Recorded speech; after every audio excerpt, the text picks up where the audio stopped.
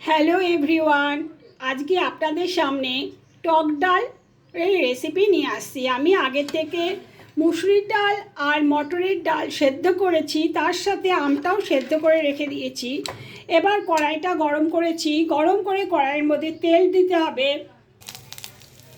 কড়াইতে তেল দিয়েছি, তেল দেওয়ার পর শুকনো লঙ্কা, আদা, তেজপাতা আর সর্ষে ফোড়ন দিয়ে দিলাম।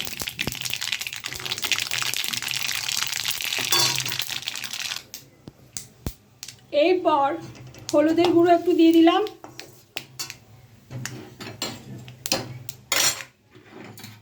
এখন টক ডালটা ঢেলে দিচ্ছি।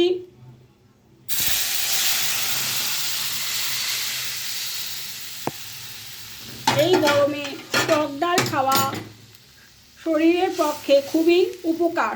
আর এই গরমে টক ডাল খেতেও ভালো লাগে, আর কিছু তেমন ভালো লাগছে না, খালি আমের টক, আমের চাটনি, আমের সব কিছুই ভালো লাগছে।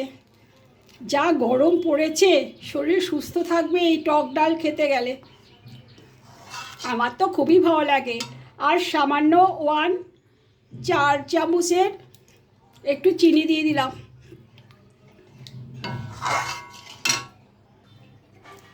আমার টক ডাল কমপ্লিট।